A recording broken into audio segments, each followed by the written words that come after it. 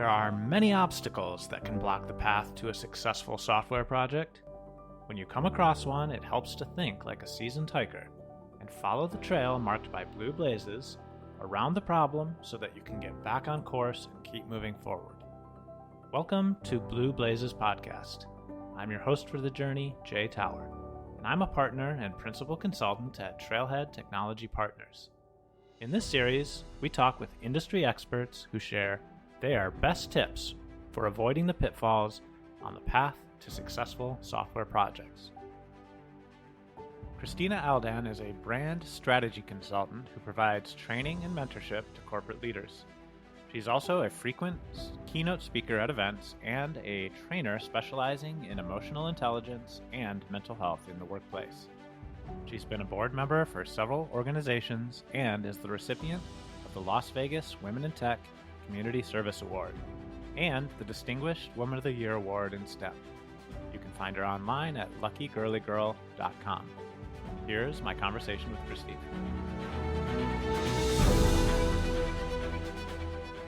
Well, hello, Christina, and welcome to the podcast. Thanks for joining me today.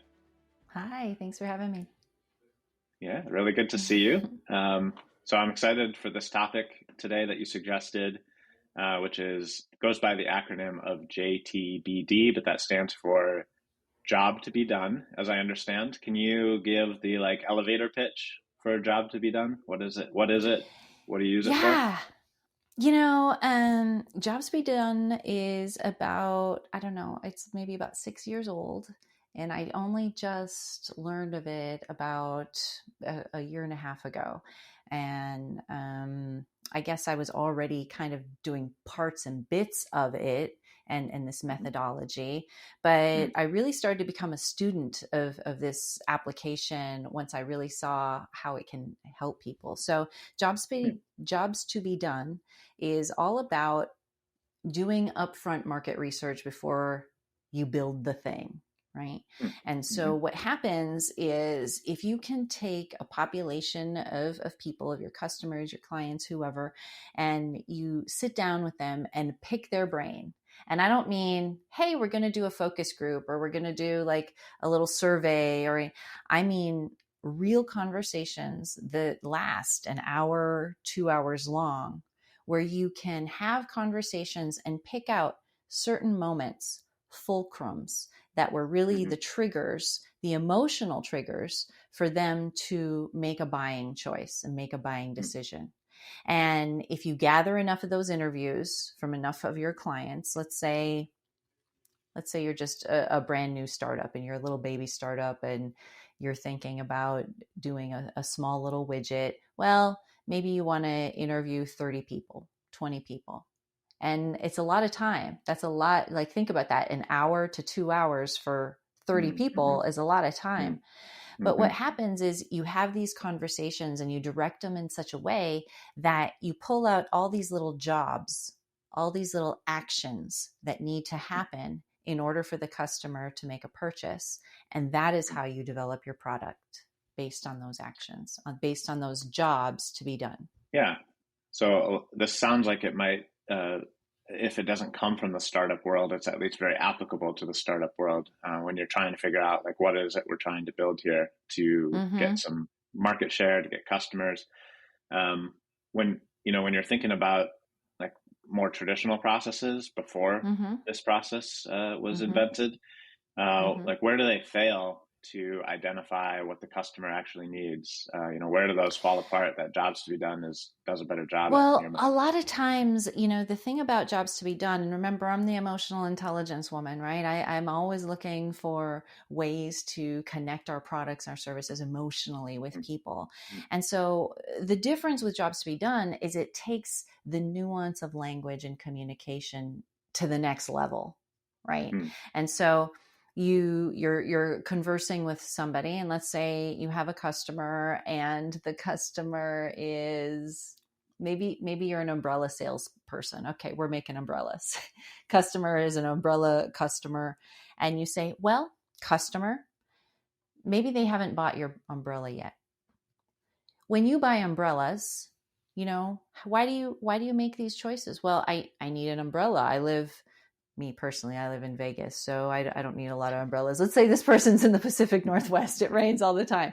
I need an Right. umbrella. You've got to have umbrellas. Oh, okay. Well, why do you have umbrellas? Well, I live in the Pacific Northwest. Okay. That's going to be one of those emotional triggers that influences their buying decision is their geographical location. So you're going to note that. Along the way in the conversation, you're going to talk to them about, do you have a favorite kind of umbrella? What makes a good umbrella? Well, it's windy here. Oh, it's windy. That's another thing. That's a concern for them. How sturdy is the umbrella? If it's a big gust, is it going to turn it inside out? You don't often get those kinds of minutia in surveys or focus groups or things like that. Maybe you're walking down the street and they've already purchased the umbrella and you're like, hey, why did you purchase this umbrella? Well, I was walking down the street and it just started raining. It was pouring rain. I didn't have anything. I was on the way to okay. So this was a last minute decision. What kind of store do you go into? Well, you're walking down the street. So it's going to be, like maybe a drugstore. It's not going to be a big giant department store. Maybe your product and your umbrellas are for small stores, inner city, in super windy places because your umbrella is very, very sturdy, and it's in the Pacific Northwest where it rains a lot. Now you're starting to pull these details out of the conversation, and they can be very nuanced because sometimes, let's say you put out a survey and you're talking to people about, you're a bed manufacturer. And you put out this survey and it's very standard, and you go, what do you look for in a mattress and why and whatever. But if you're actually face to face with somebody and you sit down and you go, okay, Joe, thanks for buying our mattress today. We've just got a few questions for you. Okay. Were you in the market for a mattress for a while? Well, my back's been hurting. And, my wife's been telling me to get a mattress and I just haven't for months. And then finally, our kids moved out to college and then they needed a bed. And I figured, we're at the mattress store. I may as well get one for me. Oh, okay. So this wasn't an impulse choice. Your wife was bothering you about, getting your back and the chiropractor and the mattress. Your son was moving out and going to college. So you were already there, so you start to get a picture of what motivates people and these emotional triggers that are getting them to buy the mattress. And it helps you think about those jobs that need to be done to walk that person down the buying journey and put the money into your bank account. And that's jobs to be done. It's very nuanced in the language. So I assume that so what you're describing is basically like very detailed conversations where you pay attention to what your customers are saying. And I assume you're also paying attention to the patterns that you're seeing and what multiple customers are saying. That's right. I assume then jobs to be done is kind of an opinionated process. It has some processes and things that you follow. Is that correct? That's correct. So with the methodology, you're not going to find a specific script to conduct these interviews for jobs to be done because everyone is different. Every industry is different. And even for some industries, they might have proprietary things that happen. So they're not going to publish their questions or their system, their methodology. But so there are highly trained, certified people that you can hire. I'm not certified in the jobs to be done methodology, but you can hire consultants specifically in this methodology who will conduct interviews for you. Out of every interview, you should pull about 15 to 20 jobs to be done. And then you start to categorize them and see, all right, here are some patterns. Exactly. Just like you said, here are some patterns. Yep. All right. Well, we see that people are drawn to red umbrellas. They're drawn to sturdy umbrellas. Maybe we want to be known as the sturdy umbrella maker. Right. And that's how you can start developing your products. And you said this works for startups, which it does, but this also works, for reimagining or taking products that have already been done and thinking of how you can improve on them and make them better. One of the things when I was kind of doing some research before this that I saw mentioned a lot as an advantage of JTBD was the way that it helps you think outside the box. So, there's been this problem, this industry has solved it this way for, decades or whatever. Yeah. And here's like here's a process you can follow to ask a bunch of questions to the people who care, probably your customers, to get information to help you think outside the box about what the next like disruptive That's right. It's the change might next be. disruptive technology, the next innovative thing, the next Hmm. feature. Because oftentimes, when you're close to it like that, you can't necessarily see it, right? You can't Hmm. see what's needed, or this little clip is actually sticking out and it keeps rubbing on people's thumbs, and nobody's ever really complained about it. And we don't really ask those questions in the survey. How would you know, unless you Sure. have these nuanced conversations that are very detailed and cataloged? And a lot of people don't like to do that. It's really important. Let's take UI, for example, right? If you build a user interface, Hmm. what we learned in history from inventions is that we don't always control how people use our tools. Hmm. So, for example, you can take a look at the original plans for a can opener and look at the patent, and it actually is designed to open the top from the top of the can. I don't know if you've ever seen that before, but nobody does that. We clip it on the side, we turn it, we flip. Yeah. And now later they did come up with another invention that you can just set it on the can and it opens the can. But those original designs were not made for that, and so you can't always control how people are going to use your interface, Yeah. right? You can't always. The way to look at that is to watch them use it. Watch Mm. them while they use it. There's some software tools I've seen before, especially for web applications, that will Yep, essentially like record users and follow their cursor and what that's right. they do through an application. And I think it's really interesting as a professional software person myself to watch how people actually use the things that you build. Yeah. Sometimes you're like, oh wow, that was really creative, and other times you're like, oh no, what are they Oh, doing? it's not supposed to do that. Like, what are Yeah, you? right. Totally. I Yeah. had a thing that was I can't remember what I was looking at. Oh, I do. Yep. I had a client who had a parts website, and so Hmm. they made customized auto parts for like muscle cars and things like that. Things you can't get, their aftermarket parts, right?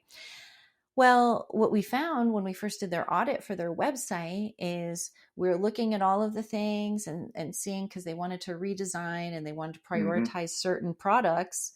Once we ran the heat maps and looked at it, all of their browsers, everybody would come to their website, go all the way down to the bottom, and 87% were clicking on this tiny little word in the menu of their footer. And I was like, why are you making your customers work so hard to find what they want, right? So we redesigned the Interesting. page and put the menu up at the top, and then changed the hero and everything, so that the customers were actually seeing what they wanted first thing, and they didn't have to scroll the page to get all the way down Hmm. to the very bottom. So I love that example. That's very applicable, I think, to software developers, especially web developers. We've been talking a little bit about this in general terms, and it feels like it has kind of a background in market research. Mm-hmm. JTBD, is Mm-hmm. that true? That's right. Um, That's correct. I see people nowadays starting to apply it to things like UI, UX design, software design, requirements gathering, as I think what old people like me in the industry would call it. But how do you see it starting to get used in the software world? We it's interesting because not all companies do this. As a software Sure. consultancy, Arana Software, we charge for our discovery sessions, Hmm. and we build a lot of that into our process already. I mean, sometimes it'll be 2 or 3 calls just to get those prereqs dialed in, Hmm. right? And you might not know other collaborators or other systems that are plugged in. So if we change this, even a website, like what's that going to do to the intranet, right? Yeah. So we go through at Arano, we go through that a lot. Our founder and lead principal, Jay Harris, of course, he's a technical, his degree's in technical communications. So he'll get right into those details and the nuance of those questions so that we absolutely know what we're getting into. And we make sure to charge our clients for that as well, because at the end of it, they're going to have a good, solid, tangible body of upfront market research that they can, whether they hire us for consulting on their software or they hire someone else, they're going to have that. It's an important part of the process. So if you're a software developer, I think even if you're building applications internally at your company, you have customers. It's the people who are using your software inside the company to do whatever their job is, right? Yeah. So do you see JTBD being applicable then in those requirements gathering sessions for those software people meeting with whoever their customers are? Yeah, and especially, your UX manager, like they're really the ones who are conducting a lot of those kinds of surveys and things and upfront, and then we're gonna just build the MVP and then watch our users while they use it, and that's how they do a lot of their testing. So especially your UX person, like that's really the lead person who usually drives this kind of stuff. So they're driving the interviews. Ash Bajanjek we were just talking at a conference a couple months ago. They're a leading UX developer, and they use a lot of that. It's very similar. And there are a lot of different types of tools that you can plug these answers into and really get a good quantitative analysis of what those common actions are to be pulled out so that you can use them in your development and creating that user interface. I have a friend, an old IBM guy who's here in Vegas and is a big community person.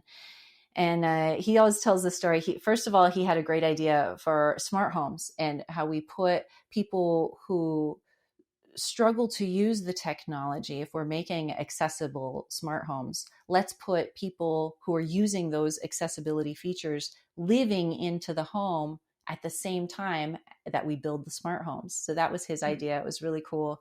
I'm not sure if he's still working on it or not, but it came from this button over by his home. So he lives up in North Las Vegas, and they thought, transportation industry, I guess, somebody thought it would be a good idea to put a button for a crosswalk, because in Vegas, our roads are very wide. We have desert, right? Our roads are wide. Crosswalks are important. If you need some kind of assistance, crosswalks, obviously, right? They're even more important. Near his home, they installed a new crosswalk for people who may need who have physical limitations and they may need extra help. They installed the button on the curb. They rebuilt the curb, put the button there, put the light for the crosswalk. Okay, great. You think it's all set, right? Good job, everybody. We saved people who have physical ailments, disabilities, and need extra time. No, because nobody tested the placement of this button. In fact, in order to push the button, this is what you had to do, Jay. You're sitting there waiting for the traffic light. In order to push the button, you would have had to get up out of your wheelchair, get up on the grassy knoll, reach up over to the pole over here, push the button, get down off the grassy knoll, back into your wheelchair, right. And then you can cross the road, because nobody tested it. And that's where his idea for the whole create the smart home with the users inside, living inside of it, so that we can test the tech at the same time. And I love those concepts. I love people who take those types of approaches. And of course, it's because there's a problem, right? It's because somebody built a button that nobody can reach.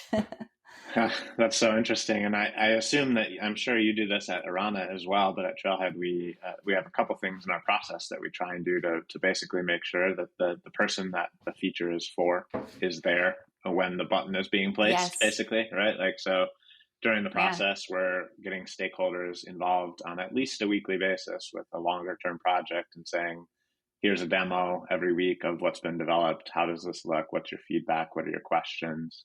And then at the end, we always have this like user acceptance testing phase, especially for a bigger project that says, hey, Mm-hmm. people who are actually going to use this every day, whether that's like a test bed of outside users or maybe some internal users, depending on what system it is. Um, how does this actually work for you? Is this what you imagined when we started out this project, or That's right. are there little things that you run into? Are there other things that you can think of that work into a software process that would kind of make sure that the button is where the Right. That person the who button is needs where it it's is? supposed to Yeah, be. yeah. I had a mentee who's building a product, and we went through a bit of a process because here he was building a scheduling app. It was a Mm-hmm, scheduling app for a studio where there are group classes, dance mm-hmm. studio, let's say, taekwondo, martial arts, things like that. Um, and he was so proud of his app. So proud, and built it, and had some questions and had some interviews with a dance studio person. Built it all out. He was ready to go. He's like, today's demo day. I'm so excited. I was like, okay, you've had questions, you've asked. She said, yep, I'm good to go. Did the demo, and right out of the gate she came out and she said, okay, but now how do I add their sisters and their brothers, and there's for families? And he was Mm. like, what? For families? You mean you just create a new one for each student? Yeah, but what about the mom? Does the mom then have three different accounts that she Mm. has to log into? And then how does the Right. teacher access? And he went, right? Yeah. And that was just within the first 5 minutes of her opening up to use it. Like, Uh-huh. okay, I'm ready to create the account. And so here he had realized, he went through 6, 7 months of all of this, and he did ask questions, but it wasn't until he actually saw her using it and adding the people on in Mm. her space. It wasn't Mm-hmm. until he saw her being interrupted by the Mm. students while they were working and while they were using, because she would lose her place and then she'd have to go back and she'd have to go, where am I? And he'd be like, oh, I need Mm. to make this interface faster but easier, especially if she's going to be interrupted regularly. So Yeah. you have to also see it in those conditions that they're being Mm-hmm. used, not just like, hey, we have a meeting and how does it look just for this 30-minute demo, but Right. also how does it look in these last 3 hours that I've been sitting here in the studio? And, did the Mm-hmm. cord get unplugged to her computer? Is she trying to use it on an iPad, but I made it for a desktop? All of these Right. things, you have to be in that space. And I Yeah. think that is really missing. There's Mm. a big gap. I was working, we didn't quite finish it, but I was working on a curriculum for the startup incubator here for UNLV in Las Mm-hmm. Vegas, on the jobs to be done methodology. We have a really great program for incubator. We have a President's Day challenge for innovation for tech, but there weren't like put together, how do you bring your app to market? How do you bring Mm. your product to market? And this is, I really feel that jobs to be done is that missing link, Mm. because it encourages people to go past the surveys, past the focus groups, and really see how people are using the technology, and you see Mm-hmm. their sighs and their frustrations about they wish Yeah. this would have changed or that. And that's really when we start thinking outside of the box and building Mm. disruptive technology, when we can see Yeah. how and empathize with how the users are using it. Yeah. I think especially in this, post-COVID, everybody's on Zoom, working from home era. Mm, I think we're gonna see a lot of information over the next few years, books and things being mm, released about like how valuable in person can be, right? Looking right over yeah. someone's shoulder, as you were saying, and seeing how they're actually using it all day long, Uh-huh. learning from Yeah. that. That's great. And the cool part though, there's VR stuff too, and there's augmented reality stuff too, Sure. that's helping to test those things out too. Those Hmm. are really good tools on top Yeah. of it, and we're added on to this type of methodology. Yeah. All right. Now, let's say someone's listening to this conversation. They're a professional software person of some kind, and Mm-hmm. they're convinced that their requirements gathering or their UI UX Mm-hmm. design, market research process, internal or external, could be better, and they're Mm-hmm. intrigued by this JTBD concept. Mm-hmm. Where do they get started if they want to learn more about it, and then how do they go Yeah. deep? Yeah, Tony Olwick is the originator of this, and he puts out so much free content. It's great. Like I Mm, said, I'm a student of it. I love it. I just eat up his webinars. There are a lot of blogs out there. There are a lot of certified jobs to be done instructors. You can hire a consultant to come in. They'll do an audit.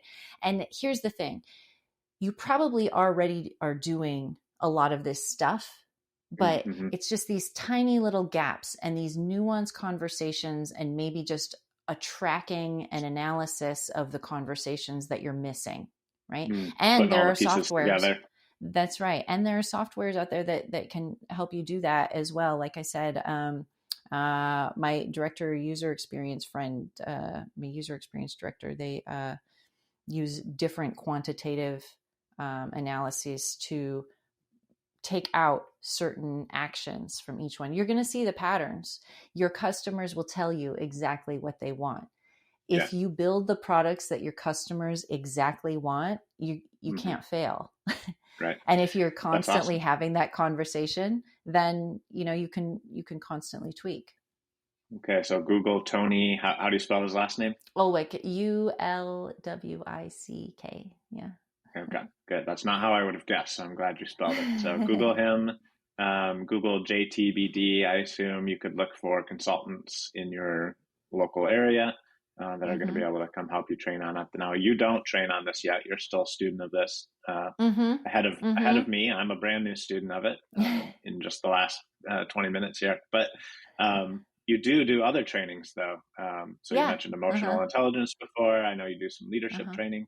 Talk a little bit Yeah. about if someone wants to connect with you and what you do, where they can find you Sure. and I'm what's lucky available. girly girl. Yeah, I'm lucky girly girl everywhere on the webs, and I do leadership training with emotional intelligence. I have this leadership improv workshop that I do that's really fun about communication, and the things that I'm working on for 2023 also are my mental health first aid train. I'm a certified trainer, so I can help people understand how to respond to somebody in crisis. So if somebody has staff that they want to send, I can do training in companies for mental health first aid.